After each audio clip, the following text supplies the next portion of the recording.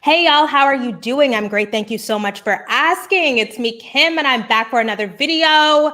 Y'all read the title. We are going to talk about Lil Nas X. We're going to talk about Montero, Call Me By Your Name.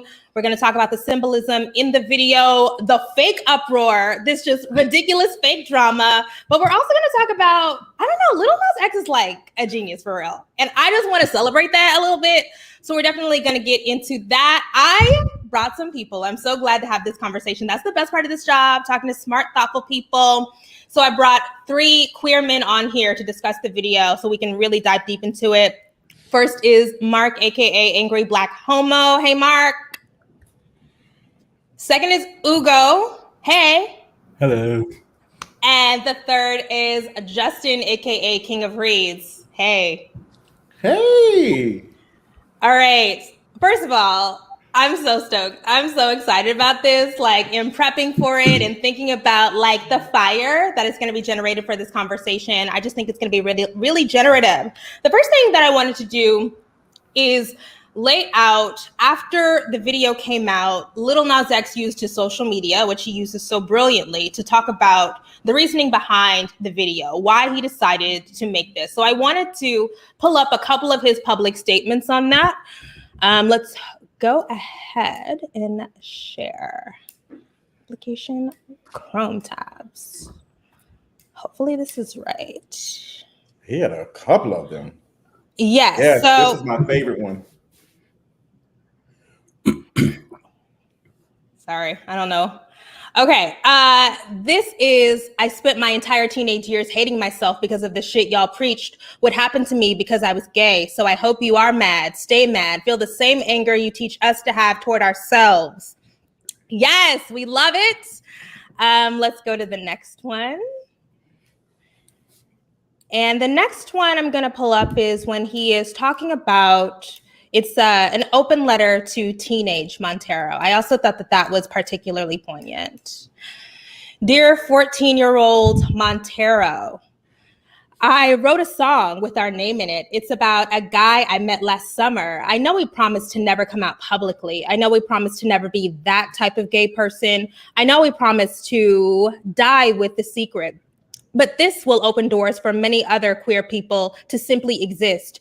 You see, this is very scary for me. People will be angry. They will say I'm pushing an agenda. But the truth is, I am the agenda to make people, I am the agenda to make people stay the fuck out of other people's lives and stop dictating who they should be. Sending you love from the future. What is going on? There's a little bit of a delay, but it's fine now. Okay, what in the world is happening? Is it back? Yeah, you're back.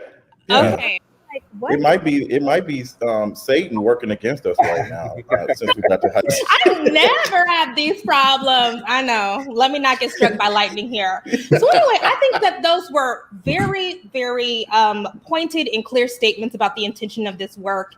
And I don't understand how, if you are a thinking person, that you can't read those statements and understand exactly where he's coming from. I also find it to be very callous that you see this young man, Lil Nas X is 22 now, talking about how he was tormented, talking about how he has wrestled so much with his sexuality.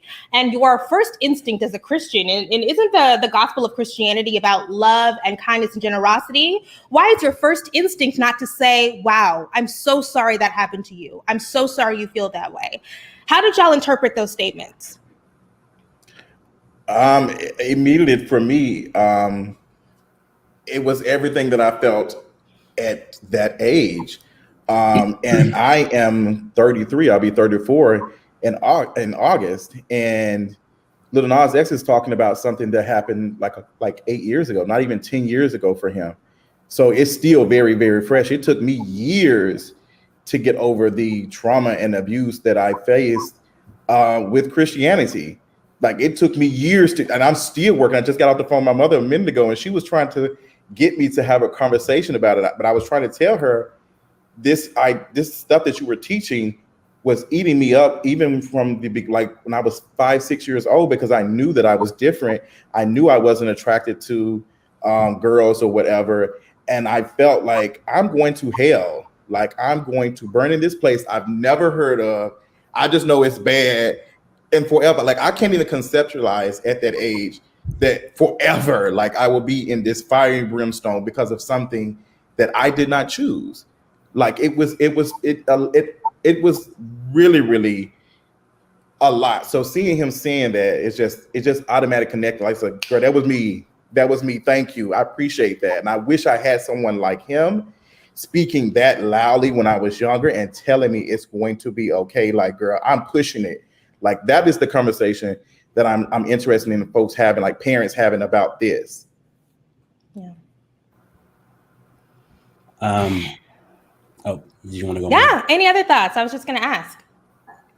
I was thinking about, well, number one, it made me think about Frank Ocean's letter when he released Channel Orange, his letter to like his unknown lover, which I don't know if he ever publicly came out and like claimed who it was. And then it made me think about the lengths we are willing to go to ensure our own safety in our lives. And like he was saying, like he was willing to take this to the death, like to be silent, to be quiet until the day he died.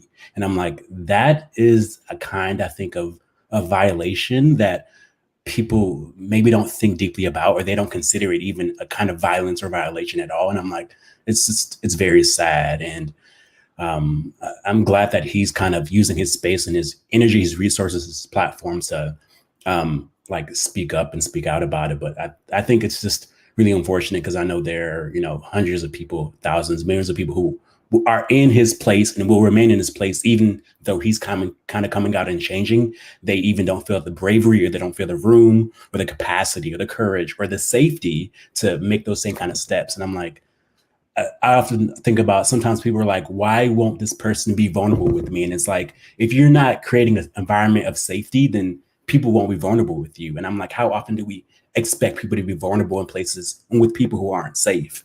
So, Yeah.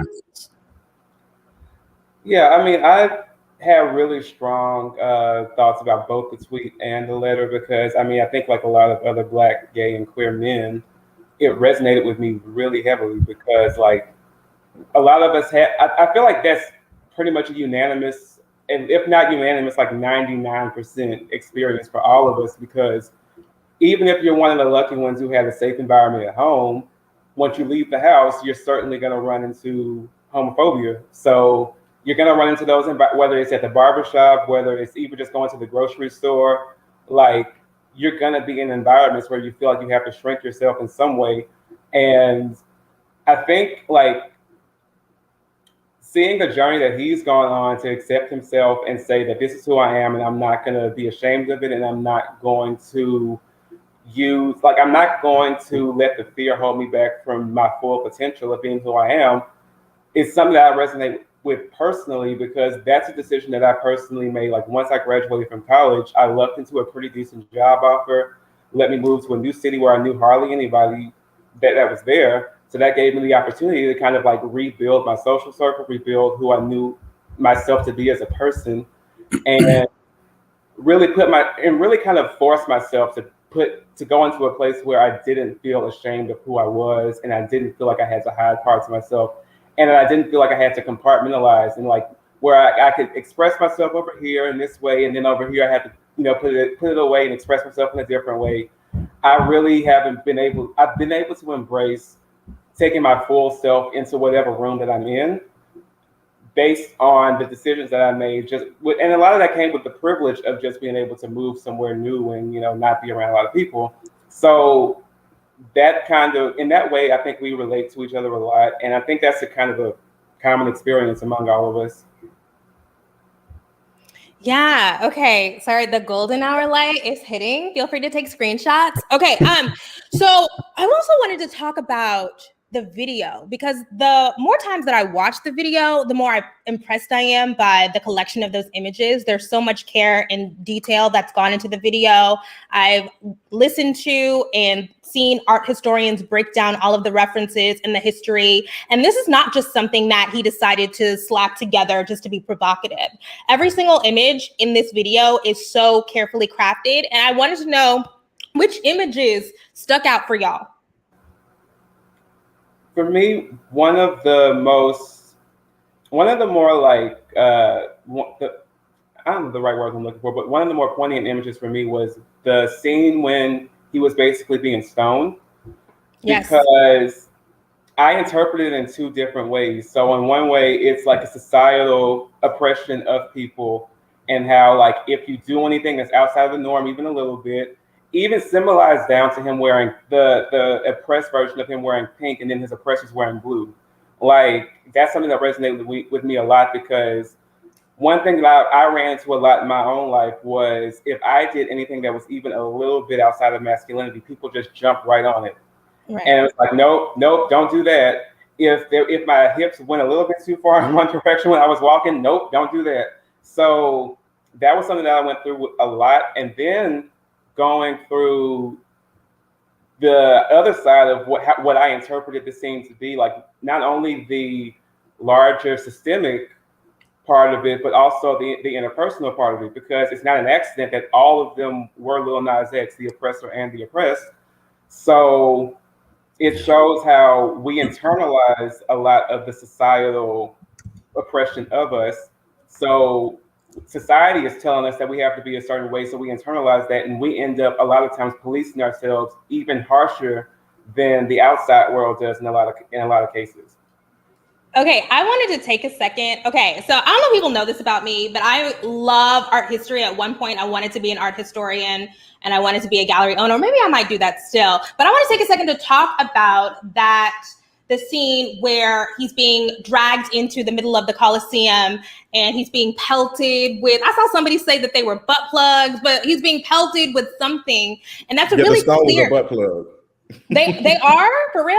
The stone that flew and hit him and knocked him out was the actual butt plug. It was a butt plug. Also, you know what we didn't talk about, Justin? We didn't talk about a part of my research today, because everybody knows Kimberly loves research, was me watching an interview that you did with Lil Nas X, where he was talking about this video. And when he said, I grew up watching you, I was like, oh my God. Girl, that literally was, I literally cried after the interview, because people who know like my story and all that stuff, like it was just like a surreal event. I was like, I love that the things that and stuff I've been saying, helped him do whatever. Like it's like I feel like I've passed the torch on to him, or like the things I've been through and like talking about on YouTube, because you have a lot of folks who say they watch queer people on YouTube. That's how they found themselves and all of that. So that was beautiful. But I had a chance to watch the video Wednesday night. So I watched it before it was released, and I watched it with his manager. And I literally told his manager, I said, oh girl, the Christian girls are going to be shook. Like I'm watching it in live, like the manager's watching me because he sent me no link because of NDAs and stuff. So I'm watching it with him, and I'm like, oh, this was carefully planned out. And even his manager said, like, Lil Nas had all of this stuff wrote down. He wanted it to be this, this, and that, and they just found the director. So it wasn't a director telling him, this is what we're going to do. Here's the storyboard. This is what I think will work for the song. This is Lil Nas X saying, no, this is how I want it. Give me the people who are going to give me those images. And back to what Angry Black Homo just said, that resonated to me. Like everybody in the video was him. Like everybody who was in the Coliseum and stoning him and judging him were him. Like they were him. And I was like, Nas could have just done, had some extra people in the music video. He has a budget to do it. So I feel like he carefully made sure that the people judging him were him, and they were dressed up in some like feminine attire too. So it's just like, y'all are literally the same folks, and y'all around here judging me and trying to throw me to whatever. And girl, I done ascended to heaven, and I'm not even interested in going, because it's not. I'm just not interested in going to heaven because it sounds like it's a boring place, girl. Let me just go down to where it's lit at, literally. Yes. Okay. Okay. So I wanted to make sure that we talked about the really clear allusions to Saint Stephen or Saint Sebastian. Oh, yes. He was a Christian martyr. And so not me getting on my nerd shit. Anyways, so there's a pagan emperor, Diocletian. He was rounding up all of the Christians of Rome, and one of them was Saint Sebastian, who is often depicted in Western Christian art all across history. And Diocletian pelted Saint Sebastian with arrows, right? Because he refused to deny Christ. And Saint Sebastian has also, because of the way that he's depicted, also like his depictions are always like sexy, and he's like chiseled body, like Lil Nas X, and you know his face is like contorted, like in a kind of like sensual way. He has now taken on this like this status as like a gay icon. So it's like there's like multiple levels where Lil Nas X is being pelted with the butt plugs, the way that Saint Sebastian was being killed with arrows. And then we get the homoeroticism of the beautiful chiseled man who gets represented continually throughout history. Like that is definitely intentional, and I'm just obsessed with that. Any other thoughts on images that stuck out to you? I was thinking about like at the very tail end of the video when he's giving Lil Nas is giving Satan a lap dance. I'm like, after the lap dance, he in essence kills Satan, right? And I'm just like, I think a lot of people possibly just didn't think deeply about what that could have possibly meant. Like in the framework of the video, it's like it's not like he's come to love Satan or enjoy Satan or be one with Satan. He's come to, in essence, take Satan's throne. And I'm like, in a lot of ways, I'm like, for me, which means I internalize a kind of becoming the thing that you thought that you should never become, or the thing that you were told is horrible, bad. It's like you taking that and even standing in that and even like drawing your power from that place, from that location. And I'm like, I think it's a very powerful image. And I was just like, it's really well thought out. So I've heard a couple of people talk about how powerful it is that if at the end of this video, Lil Nas X chooses to embrace monstrosity, right? So whereas queer folks are demonized and vilified, he's like, I'll be it. Like I am that. I think that's really, really interesting. Yeah, that's one of the things I loved about the video too. And it took me a few times watching it to really have that aspect of it resonate with me. Because I'm like, at first, you think, okay, it's just killing the devil.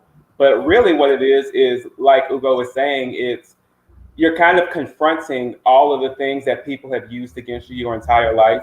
You're going head up against it, and you're conquering it, and you are not shying away from that trauma, but you are processing it and making it a part of you and embracing it, and then turning it into a source of power for yourself.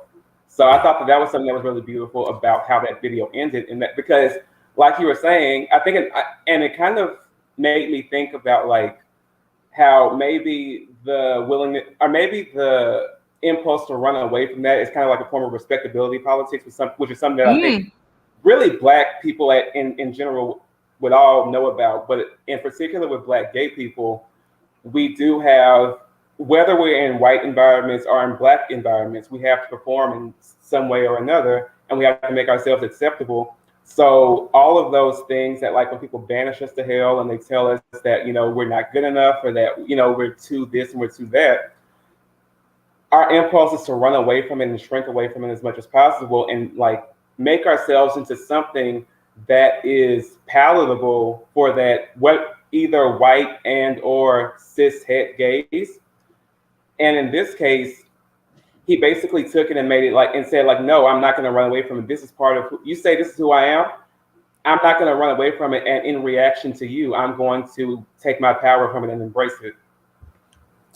I think a lot of people, I think a lot of people are overreacting, because the fact that a lot of queer folks and this person is just saying, I don't care if I go to hell, is very powerful. Yeah.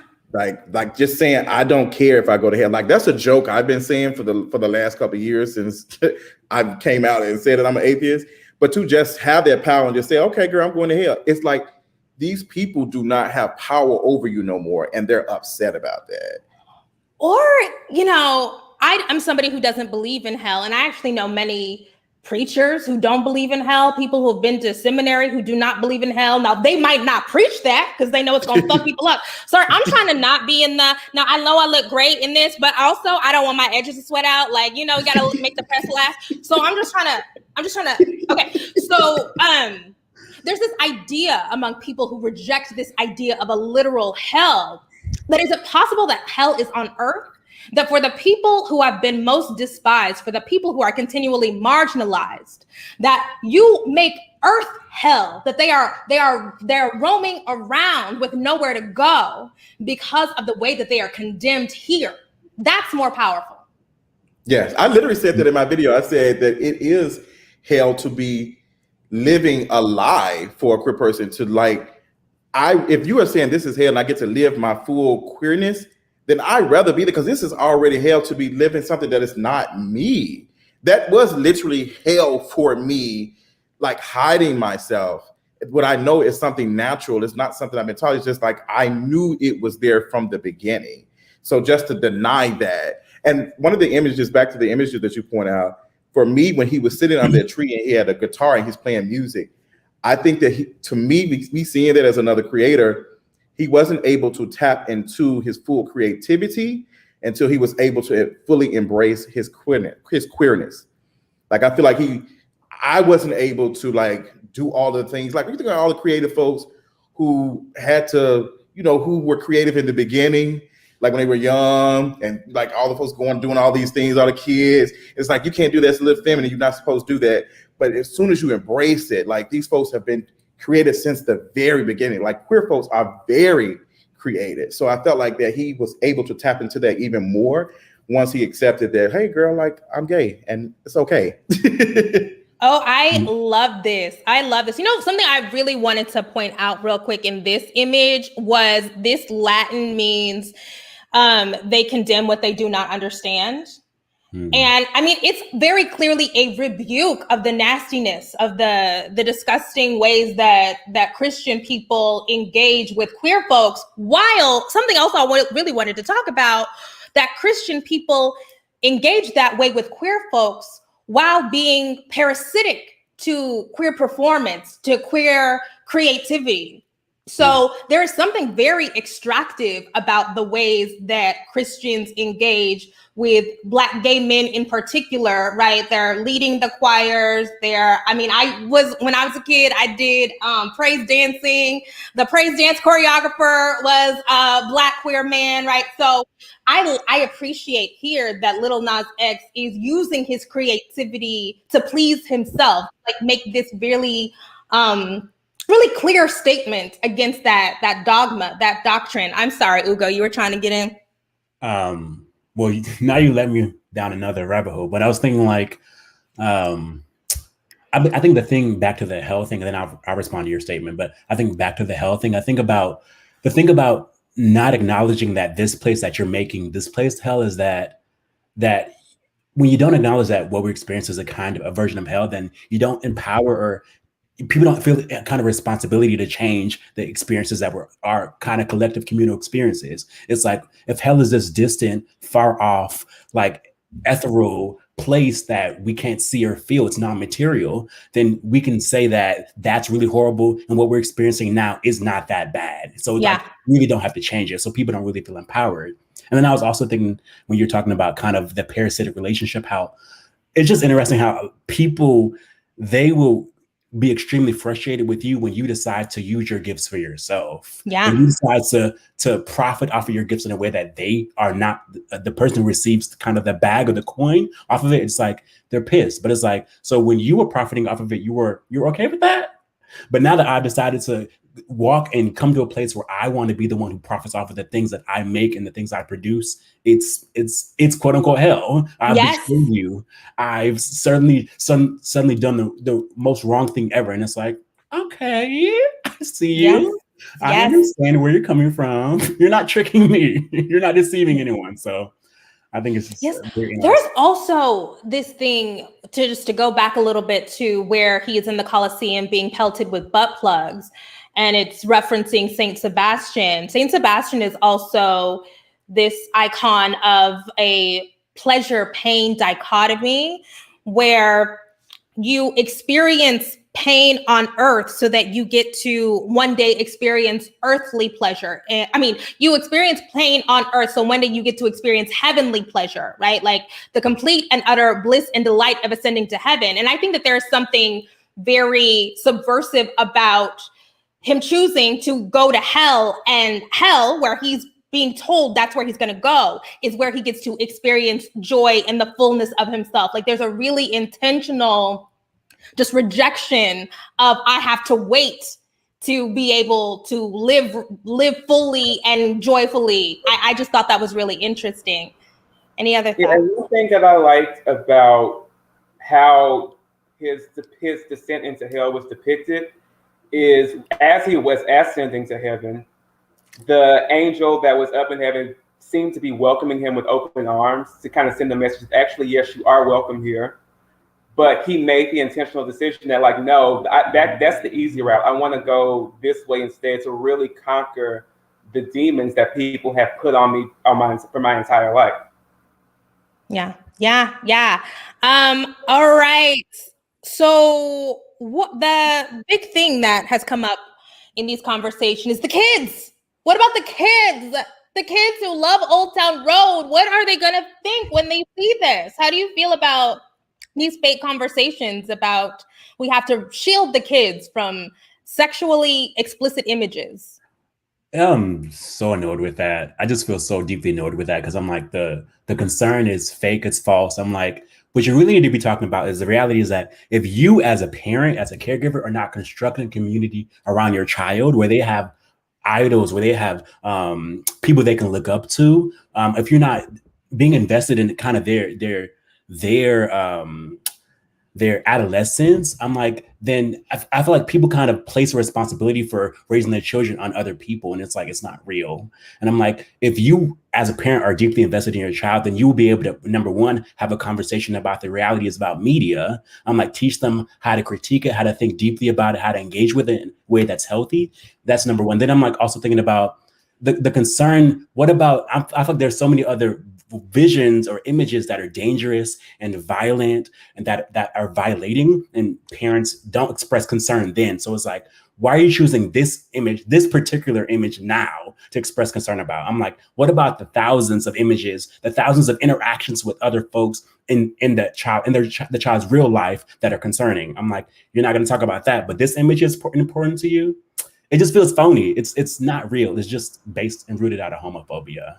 And yeah, that's where I stand, I think. I think telling the fact that a child even knows about like hell is trauma itself. Like the story of the Bible, that shit is scary as hell. Like I remember talking to my grandmother when I was like 12, and I had concerns. I was like, girl, I've been looking up www.gaysex.com a couple of times. Let me ask Brandon what's the given. And I said, what if, if the person is gay and they doing all the things and they, they respect God and all that, they love God, like all of these things, but she was like, oh girl, they're gonna burn in hell forever. So telling me that at 12 years old is way more harmful. Like we've seen so many movies, there are literally movies of kids being possessed by a demon. It's like haunted, like there's already that stuff out. And Lil Nas X, even Old Town Road, had some lyrics in it that technically were not. He even brought it up. He said there was a part about lean, like yes. So it's just like it's selective outrage for me. Yeah. Can we just touch on the ways that Christianity intentionally traumatizes children? I remember I grew up in church like multiple times a week, going to church, hearing 7, 8, 9, 10. You could die today. You could die today. Do you want to go to hell? You could. And I'm like, I'm in second grade. Like, why? Right? Like, because foundationally, Christianity does not work if the fear is not instilled early. The only way to get people to invest in that is to tell children. Children, you're not letting children go to R-rated movies. You're not letting children watch violence. You're not letting them watch sex, but it's okay for people who are authority figures to tell children, you better get your soul right. You could die today. And then I just told the story on Patreon. I used to, when I was a kid, go to hell houses. Have y'all heard of this? I've been to Hell House. It's really, that's actually really traumatizing for real. What is Hell House? I saw you tweet about that. I was like, what is that? Okay. It's like a Hell House is, because we're safe, so we don't do Halloween. I mean, we did secretly do it, but we're not supposed to. So right before Halloween, instead of going to the haunted house, we would go to the Hell House. And in the Hell House, you would go from room to room and look at different skits, vignettes, or situations that would send you to hell. So I remember one situation where you would go to one room and it was a girl laying in a fake hospital room, screaming on the hospital bed because she had had a botched abortion and she was bleeding out, fake blood. And she's screaming like, ah, right? And that's one. So that's trying to tell you, don't fornicate and then don't get an abortion, because if you get an abortion, you're going to be in horrible pain and you're going to go to hell. And then you go to the next room and it's like two men kissing and then they die a horrible, violent death. And then you go to the next room and it's somebody who's gotten into a horrible car accident because he would disobey God's law and he was drinking. And then you see somebody dressed up as a paramedic and the dead person sprawled out like, oh God, like, why did I forsake you? And it's just, I can just remember literally from being 10, 11 years old, the hearing screams, right? It's screams, it's flashing red lights. And the whole point is afterwards, do you want to see Jesus, or do you want to burn in hell like these people? So get your life to right. And it was just a big afterwards, like a big come to Jesus moment where you scared kids for an hour and a half. And now we're like, no, I don't want to burn. And That's who is having that conversation? Who is having that conversation? I've never heard of this thing until today. I've never heard of it. Okay, do you have memories of this? I do. It's a very particular kind of coercion that I'm like, in any other situation, if you were to expose a person to like violent, just difficult images and then ask them to make a hard decision, you'd be like, that's not ethical. It's not morally sound. It's concerning. But I'm like, in this instance, it's okay. And I'm like, okay, that's interesting. And it's just really, really weird. And it's horrible what we do to children and what we allow to be done to children. And you know what I think about also, if we're gonna get into traumatizing kids, the crucifixion story, where Jesus has to carry his own cross, and then we talk so graphically about nails in his hand, the blood came running down, two people beside him. That's horrible. Yeah, and I think they made us watch the movie. They made us watch the movie when I was in high school. Yes. Yeah. We re-inscribe that image again and again in the minds of children, and it's like it's really just difficult. And I'm like, I just know people who even have a kind of a form of PTSD where it's like they're almost haunted by these images, the things they've seen, the things they've been told, and it's like it's really bad. Yes. Somebody's being an asshole and saying that's what happened. Yes, lots of horrible, gruesome things happen, but we make it a point to shield children from talking explicitly about horrible, gruesome things because we recognize that they're children and their brains can't internalize that. They can't make sense of it. But Christianity thinks it's perfectly okay to traumatize children in service of dogma. And that's a problem. Won't they be taking blood and bread next week? Do what? Right. No, I said, won't they be drinking blood and bread this Sunday or something? Yeah. Yes. Let's also talk about how, like, just like 2 weeks ago, we were arguing with some of these same people who were like very enthusiastically defending Kirk Franklin, sending death threats, calling his son all kinds of shit that wasn't his name, and they were finding all these excuses to justify it. And then also, like, we also have to figure a lot of these same people are folks who basically fantasize about beating children that they haven't even had yet. That's so true. Then on the white side of it, although Black folks were doing this too, But like, especially on that white conservative side, let's also talk about how some of these same people who are bringing up children now are some of the same people who just a few years ago, when the Parkland shooting happened, and then a bunch of kids who survived it, who literally watched their friends die, were like, hey, maybe we should do something about this. How did they respond to it? Did they respond with compassion? No, they responded by trolling them and harassing them and like slandering them in the media. Like, these were children who literally just went through watching their friends die, and then conservatives further traumatized them to reinforce their own agenda. But now that we want to talk about a gay man existing freely, now it's concern for the children, right? Yeah. Like, and I kind of liken it to like the whole issue with like the whole bathroom issue with trans people, and how like one of the few times you want to bring up protecting cis women is when it's to weaponize them against trans women, but literally any other time if something bad happens to a cis woman, it's like, oh well, what did you do? What did you do to deserve it? You know? So it's like I kind of consider it in the same kind of vein, like literally, like whether it's women or whether it's children, we're talking about two demographics that we are all collectively socialized to like despise, because this country hates children. I mean, I was even just a couple of days listening to reading a story about how like I think it was in New Jersey, like the school lunch debt. First of all, the fact that there's school lunch debt, but also school lunch debt can possibly, like if you're in foster care or if you were in foster care, it can put you back in foster care or something like that. And I'm just like, this is the kind of shit we put children through. This is the kind of shit that we put children through in this country. And then even like the child homelessness rate is like the highest among all of like the developed nations.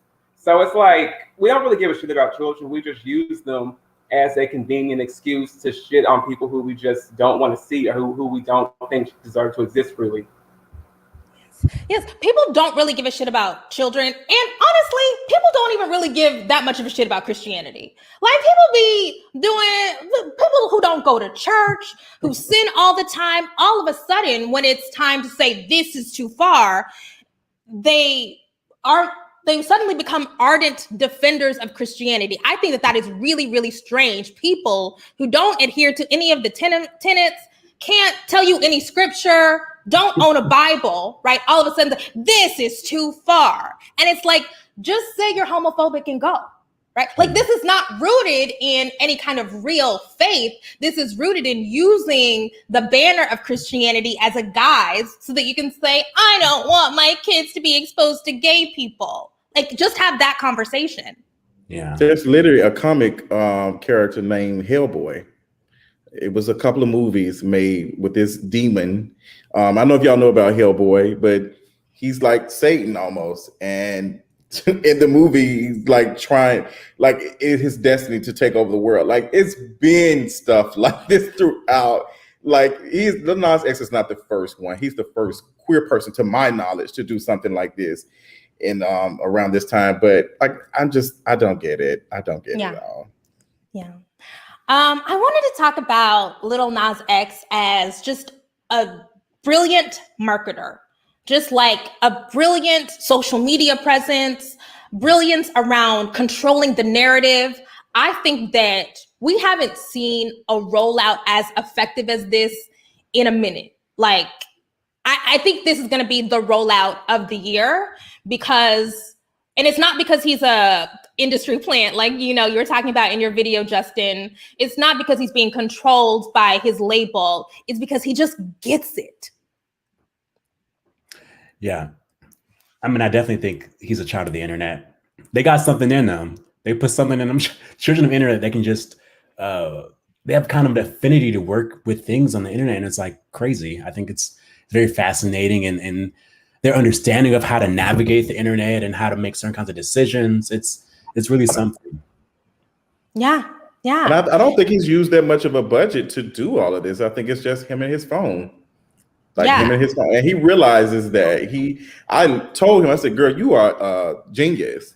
Like, you are literally taking nothing. And he's been doing it for the longest. He's always had access to the internet versus us. Like, internet was like us on AOL. Well, some of us, not everybody. I don't want to call no ages out, but listen, 9.0, 10.0, all of these things. So he's had access and he knows how to communicate and talk to folks and get people laughing and engage in the conversation, and people just keep falling for it. But I also think the pastors and preachers are making money off of him too, because they're going to talk about this on their pulpits to bring people in who are like, I know this is not right, so I'm gonna go to church Sunday talking about this. So everybody is profiting off of this. Everybody's eating off of this conversation.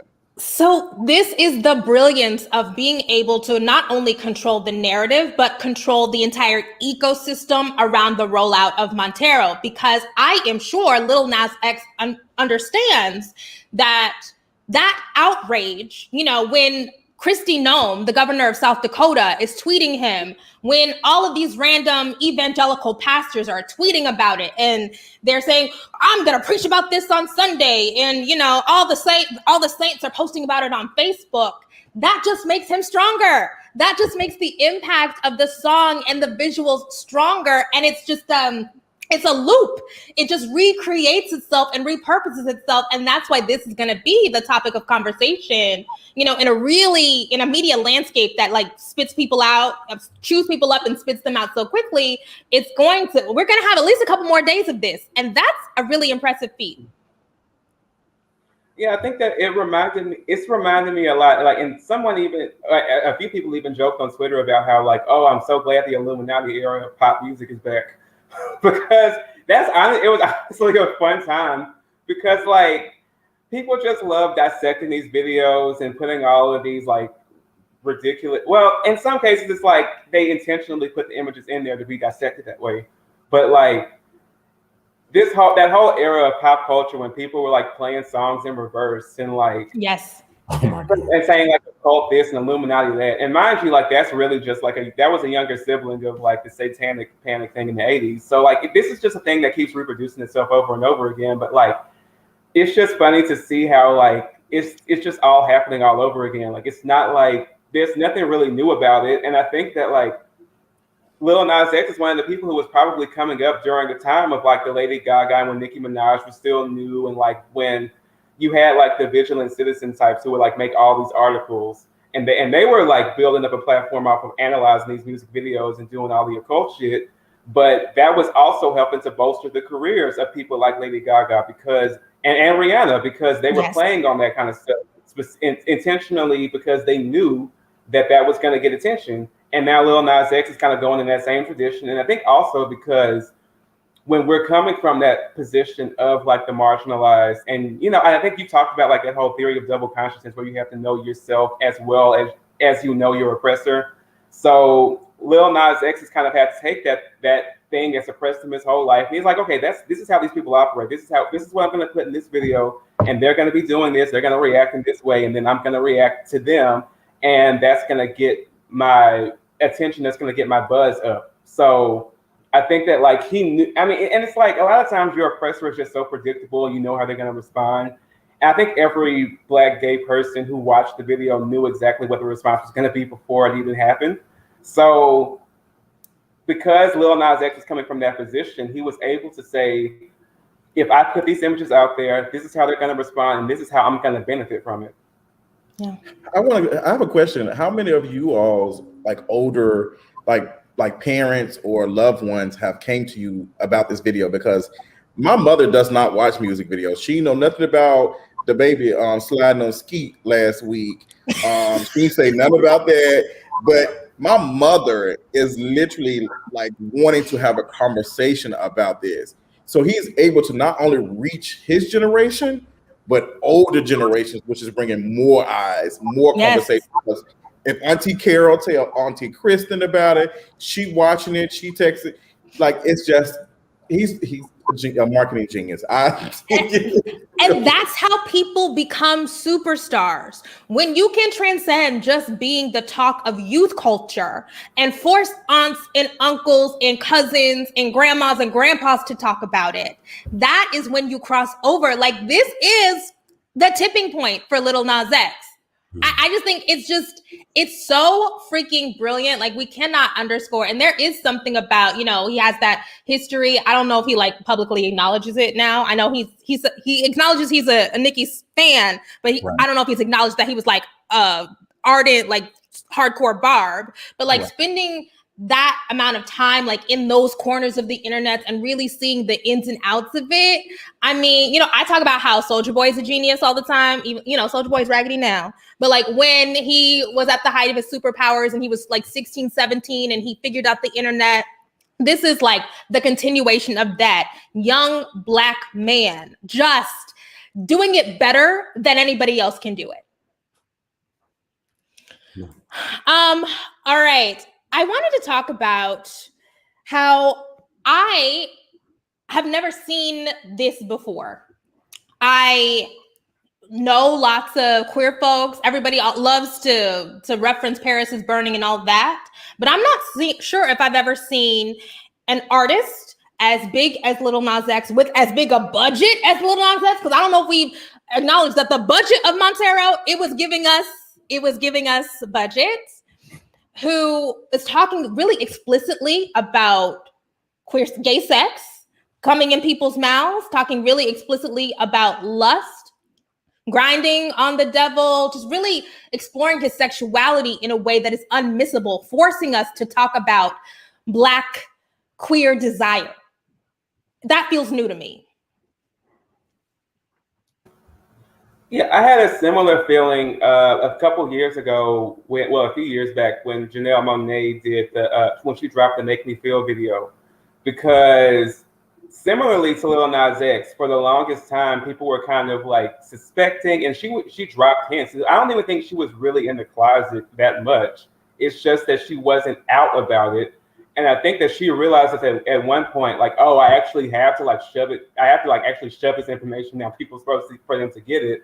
So she kind of forced people to acknowledge her queerness, and then she came out as pansexual at that point.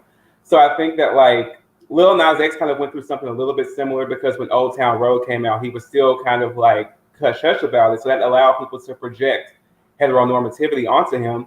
So I think that like he kind of just escalated to a place where he was like, okay, I'm not going to hide it anymore. I'm going to force you to acknowledge this part of me.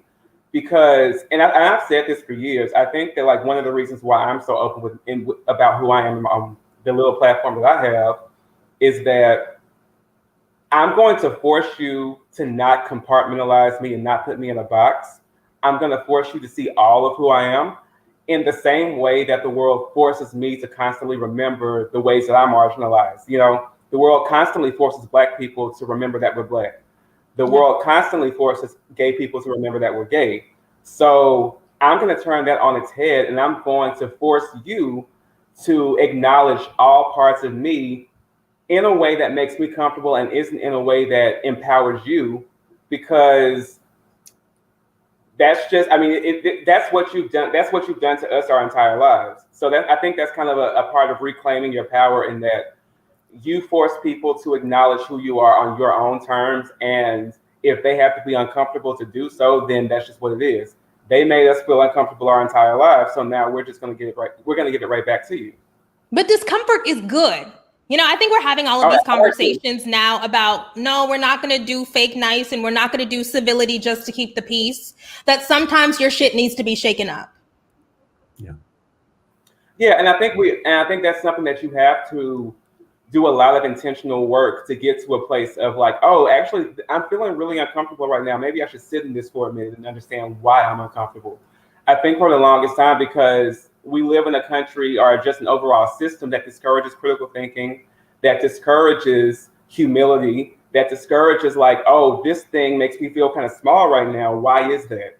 Instead of asking why and like leaning into the why, you spend all you decide to immediately reject it and say, oh, this makes me uncomfortable. No, that can't be. No, we're not going to do that. And that's specifically what like colonialism forced us to do, is what capitalism has us doing, having us working 50-hour weeks so that we don't have time to sit and think about how fucked up our condition is. Like, not sitting in discomfort and just kind of going and kind of just getting along to get along is exactly what the goal of this system is. And even when you're talking, I was just thinking about like, who is allowed to make other people uncomfortable Like who's normally like the person who can allow who is like, you know, in tech, there's a lot of like conversation around disruption. Like who can disrupt things? And I'm like, there's a certain kind of person who is allowed, who's given permission and given the protections and has the resources to disrupt. And when anyone outside of kind of the center moves in that same way, if anyone disrupts in the same way, they experience violence frequently. They experience shaming, they're ridiculed, they're exiled almost. And I think it's really cool that, you know, Lil Nas is moving in a way that he's gonna disrupt in the way that he wants to disrupt, and you can do it. You can feel whatever the fuck way you want to feel about it, and it is what it is. But I think hopefully he encourages a lot of other people to kind of move in that same kind of disruptive pattern. Like I'm gonna do what the fuck I want to do, and it's whatever. Yes, shamelessness is a tool and shamelessness is a privilege. I think the idea of shamelessness came up over and over again all throughout the Trump presidency, where he just did whatever the fuck he wanted to because he understood that there were no consequences. But there are enormous consequences for the rest of us, not only when other people with enormous amounts of power and who have the power to marginalize when they exert that shamelessness.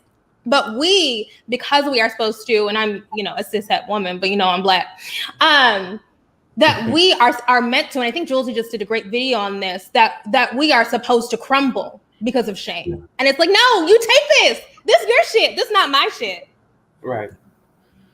I also want to know where all this care for the children was at when everyone was dissecting Zaya Wade for the last couple of years. Baby. I really want to have this, like, do y'all really care about children? I mean, you just had a bill passed in Arkansas that's banning trans kids from like getting any type of health care, if I'm not mistaken. So where are all these, like, where is the care? It's only care when you feel like it needs to be applied. Right. No, it's a no for me. Yeah. I mean, keep going. Go. No, I'm just thinking about this quote from Darnell Moore's. He has this book called No Ashes in the Fire, and he says, like, we so quickly travel to the borders of care in our society. And I'm like, just thinking about that, how it's so quickly how we're so willing to withhold care from marginalized people, and we're willing to extend and even overextend again care to people who don't need it. Like certain people don't need more care. They have enough care around them. They're surrounded by care. And it's like just thinking about how quickly we're willing to withhold it from certain folks. So yeah, we see people literally dying and we choose to step over them, or we choose to pretend like we don't see it, or we choose to pretend like they've hurt us. How dare you die? Right. How dare you die? Disrupting my peace. Yeah. I mean, there's a whole social aspect of anytime a gay man dies, the age jokes come out. That's very true. Yeah. I wanted to play Lil Nas X talking about the more explicit lyrics in Montero, because I thought it was very interesting. Let me feel in your eyes. I want that jet lag from fucking and flying. Shoot a child in your mouth while I'm riding. When I said that in the studio, everybody just kind of like looked back and it was kind of a funny moment. But I was like, okay, it's about time that I say something out of pocket in a song. It's like the exact same way with when I put I might bottom on the low, but I top shit in Holiday, you know? It's kind of like, okay, let's normalize having these fucking lines in songs the same way, you know, somebody might talk about fucking a girl or fucking a guy, you know, with opposite genders, you know? I feel like that's really important for representation in general. And this is going to open more doors for one day when somebody says this, it's like, oh, that person said that. And not even think about it, you know? Oh. Love it. Oh, why me? Love it. Obsessed. Thought it was so good. I mean, shoot a child in my mouth while I'm riding. That's interesting. That sounds like a weekend with angry black homo. I know he got that from your tweets. He got that from your tweets, Mark. He follows you on Twitter. No shame in my game. Any other thoughts on this while we bring it to a close? Oh, you know what? Something else I was thinking of with regard to the depictions of hell. Christians depict hell graphically with spectacular images all the time. It's not new. It's in Bibles, it's in art, it's all over the place. And it seems like the problem is not the graphic depiction of hell. It's that they can't control those images or how they're used. I mean, ultimately, this is about social control. It's about reifying the status quo. Yeah. I mean, I think it's just that thing where people with large amounts of power want the ability to determine how other people perceive certain things. And I think, especially with Christians, I think there's just, it really is, like you said, all about control. And it's like, I don't really care how the image that I've used impacts you, but I care about how the image that you use, the same exact image or similar image, impacts me. And I'm like, I want the control. And I think, once again, it's kind of like that disruption thing of when I disrupt you, when I move in a way that you can't control it, that makes you uncomfortable, suddenly it's a big deal. But I'm like, you do the same thing. I'm really just mimicking what you do. So like, you don't like how you move, you don't like how I move, then change how you move. It's kind of, so that's kind of what I'm thinking about. Yeah. Oh, somebody said we didn't talk about the shoes. Y'all have any thoughts on the shoes? Look, like we said, Lil Nas X is the best. Is one of the best trolls in the business. I think that, like, I mean, what else? Really? I think it's so funny that the company that he worked with ended up getting sued by Nike, because I feel like if we already know it's a normal thing that people update Nikes and like they buy them and then they put little designs on them and resell them, then why was it such a problem now? Like we don't really hear Nike suing people for doing that until this particular case. And I feel like what Nike was doing with that was they either were mad they weren't in on the profits because they weren't directly like involved with it, and or they had to virtue signal to all the conservatives, like, oh no, that wasn't us. We had nothing to do with that. We're still safe.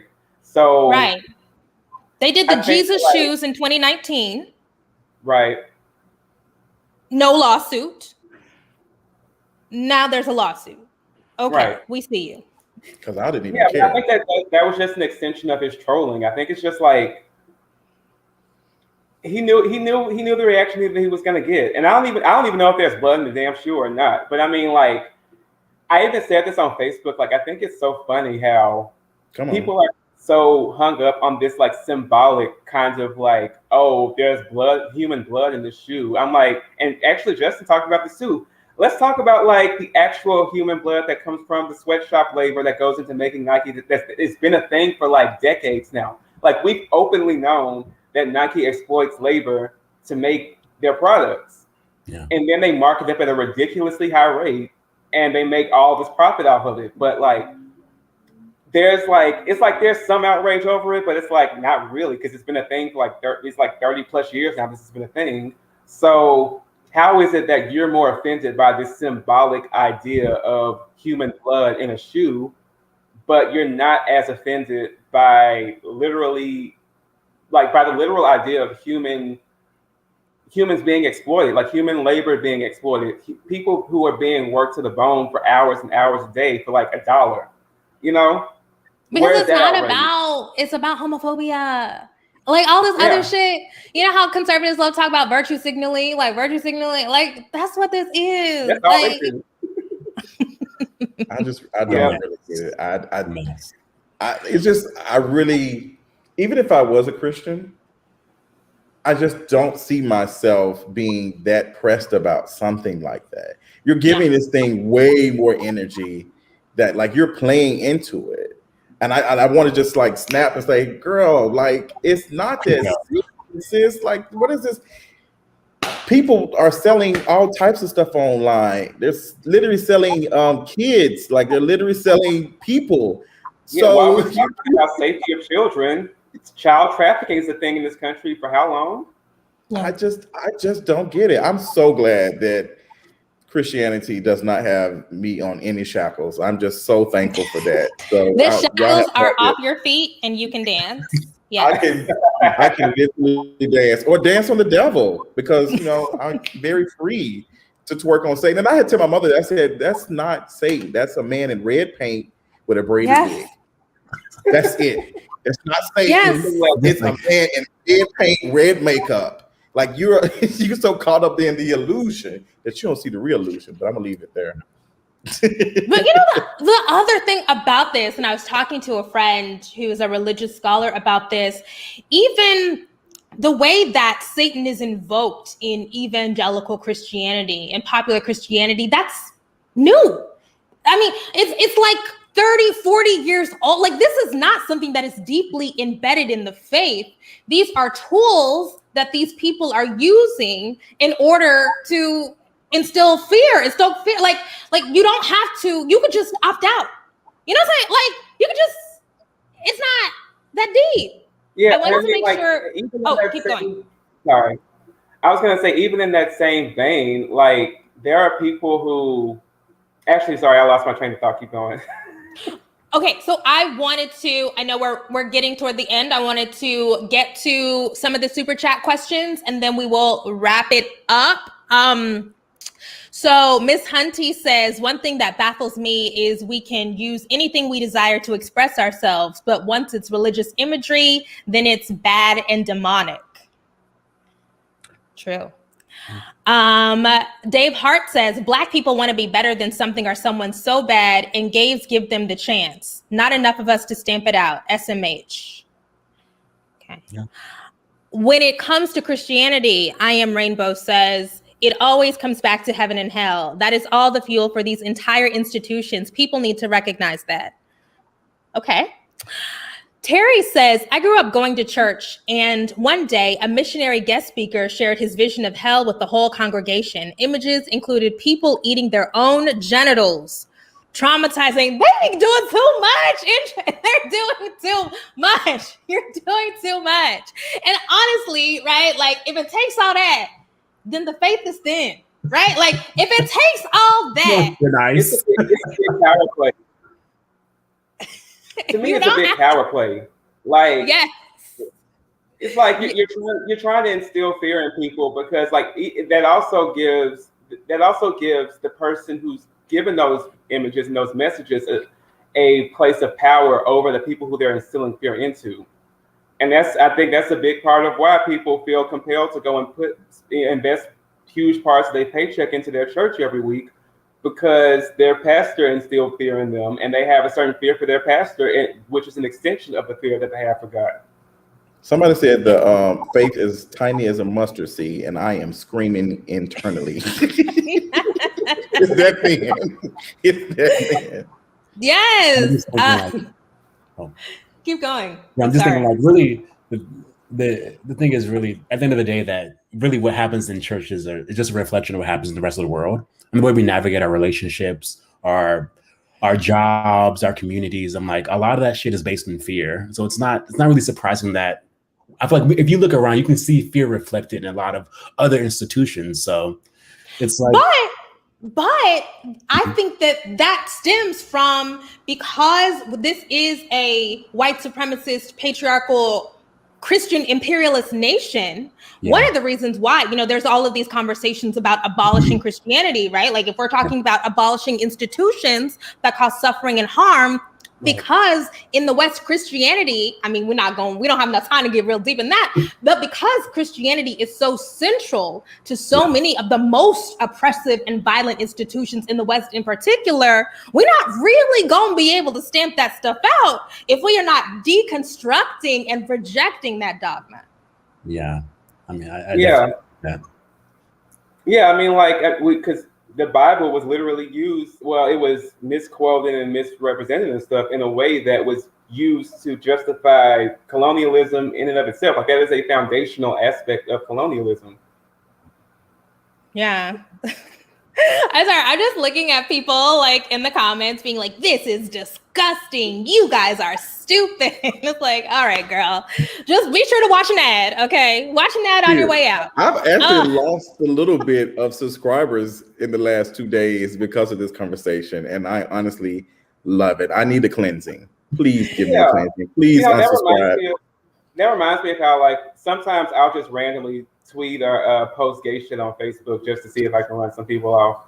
And I'm like, I just, because literally part of the whole point of my platform, and I'm sure it's the same for you, is that we want to bring our full selves into the room, and we make this space for ourselves to be whatever we need to be that day, and not feel like we have to hide any parts of ourselves for the sake of being, for the sake of like some empty kind of acceptance.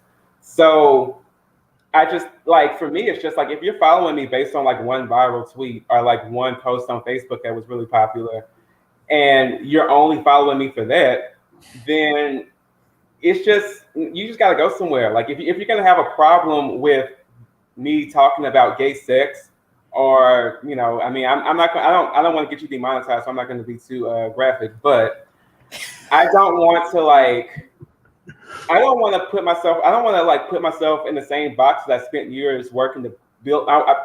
Spent years working to take myself out of. So, come on, we won't place ourselves in no cage. Exactly.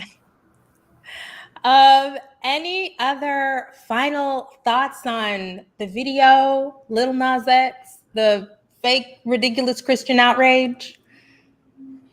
I want to know what's next. I'm honestly and I was going to say, I'm very happy to see this version of him, because for a little minute, I was really loving Saucy Santana. I felt like he was like influential when it comes for Black gays. Like, he's fat, he's dark skinned, he's femme, like all of the things. I was like, I want to see somebody take this, for Lil Nas X to change this conversation, like to do a this early in his career. Like a 180, and like this early in his career is very powerful. This boy's album hasn't even came out. This is I think this will be his first album, because the first project he dropped was an EP.